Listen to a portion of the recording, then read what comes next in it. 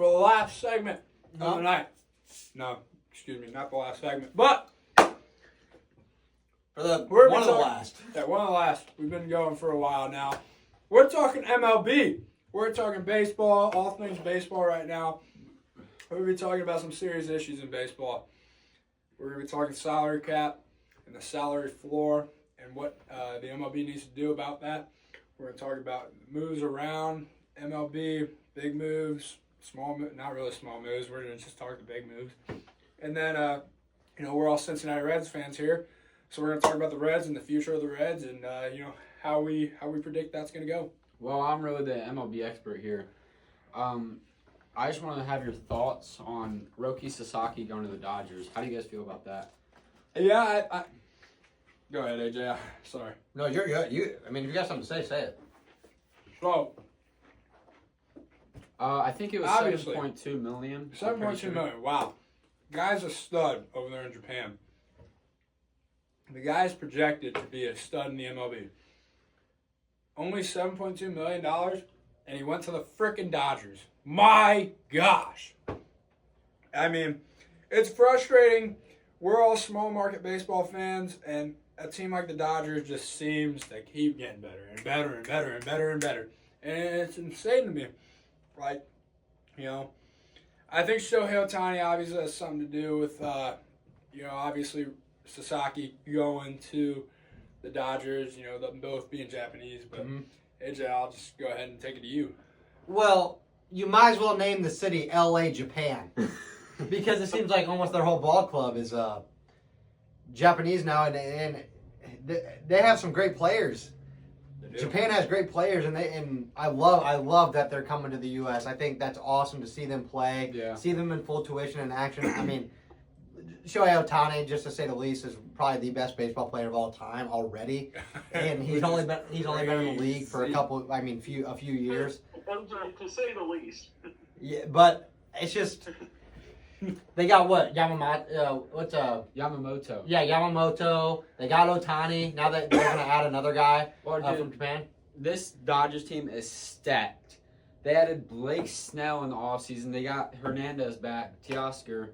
And then they just got freaking Roki Sasaki. Yeah. And they got Tyler Glass down the rotation. And Clayton Kershaw. We can't forget about him. It's going to be a scary team. Very scary. Yeah. I mean, I just really hate it because as a small market fan, I just hate seeing other teams getting so many guys and how we just can't compete with them. I think there should be a salary cap and a salary floor because I also hate seeing these low market teams not spend money to see their franchise succeed. What are your guys' thoughts on that? Yeah, I agree with you wholeheartedly. I think there needs to be a salary floor even more than a salary cap. Yeah. You got teams like Cincinnati not spending jack because the owner's a cheapskate. He wants to, keep his pennies. Don't own a professional franchise then if you don't want to spend your money. Exactly. My gosh, sell that team. What are you doing, man? Right now, Votto's off the books now. Spend money elsewhere, please. We are hungry here in Cincinnati. We are dying for a team to just be successful, man. AJ, we were kids the last time the Reds were actually really good. Yeah. 2012, you remember? Well, 93 win season. Am I right? Yeah, we made the playoffs. Yeah. I think it was I think the Giants won that year. The Giants did win that year. It was an even year. I know. Who did we lose though in the playoffs? The Giants. 2012. I think that was 2010. Was it? I think it was 2012. Well, we made it. No, we made it in COVID season and lost to the Braves. Yeah, I wasn't talking about that. That was kind of a weird. We were like right around 500. I remember though, the last really good team the Reds had was, I think 2010. We made the playoffs in 2012 too, but I think 2010 was our year. I thought, and we were up 2-0 in the playoffs against the the Giants, and they ended up coming back winning that series 3-2, and then they won the whole World Series.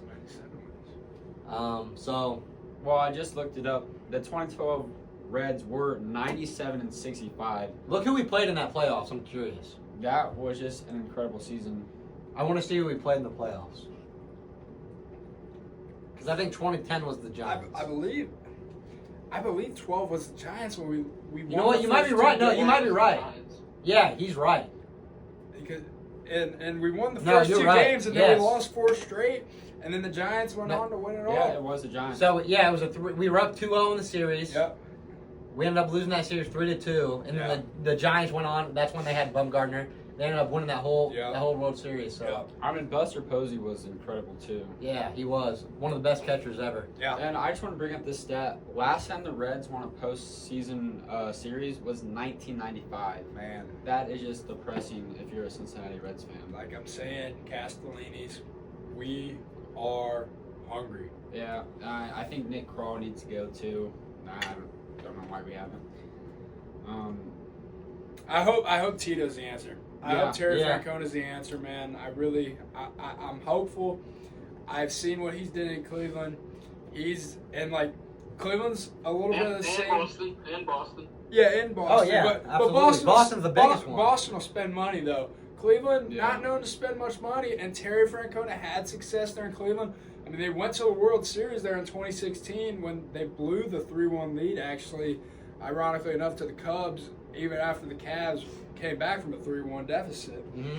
And I'm hopeful for Terry Francona to turn the Reds around. I think one of the Reds' biggest problems last year was hitting the baseball. Yes. Yeah. They could not hit for average. They just had guys going up there hacking away, which I get is the name of the game now. But we need to get on base. You can't win games if you're not getting on base. And I think Ellie needs to just limit his strikeouts. I mean, he was like top 3, I'm pretty sure. Yeah. It's just he needs to have better control up there. Yeah. I love Ellie De La Cruz. Yeah, I mean, I he's do. so talented. Yeah. Just put the ball in play, man.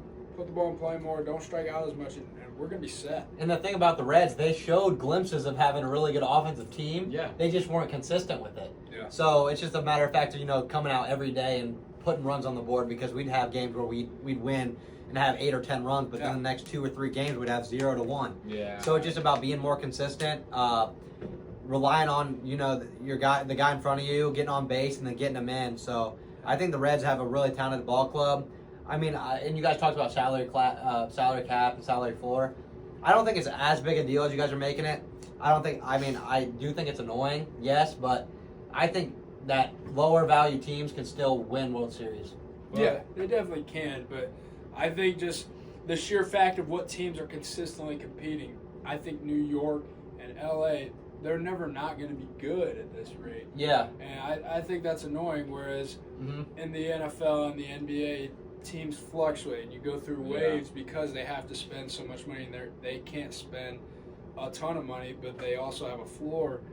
There's ways that it goes in, and it's frustrating as a sports fan to, we always have the Dodgers and the Yankees always going to be those top dogs just because of who they are. And tell me this though, but who's 1 and 2 in World Series 1?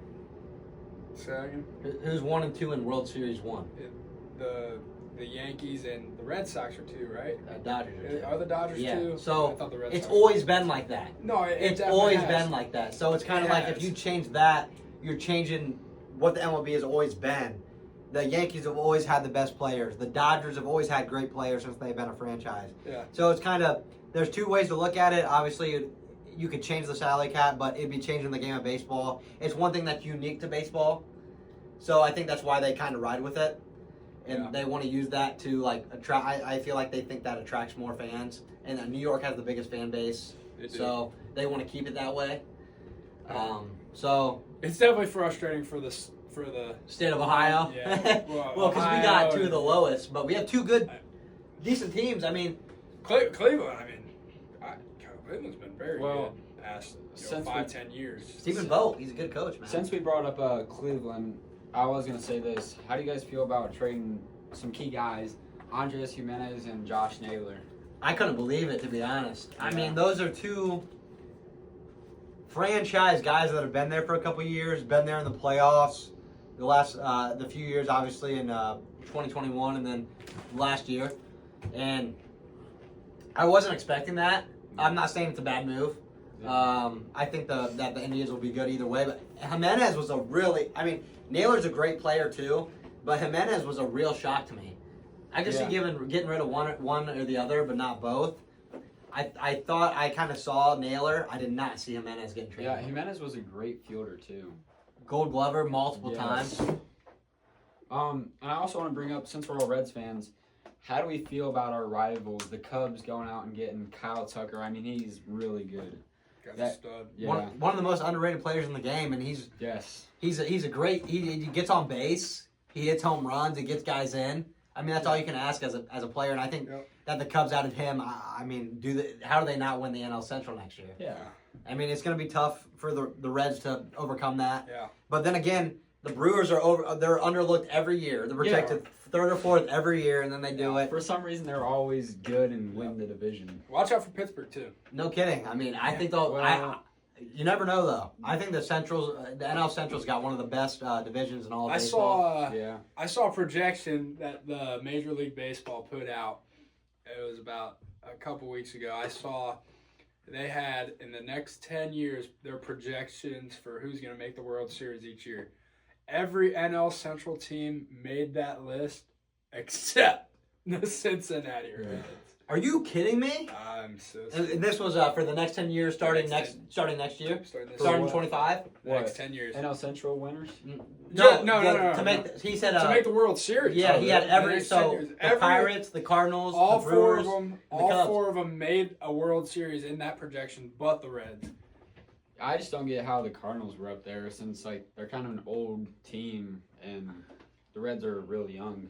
The only reason I disagree with that is the Reds have the most World Series in that division other than the Cardinals. Yeah. That's the only reason I disagree with that. They have more World Series wins than the Cubs. They got more World Series wins than the Indians. They got more World Series wins than the Pirates.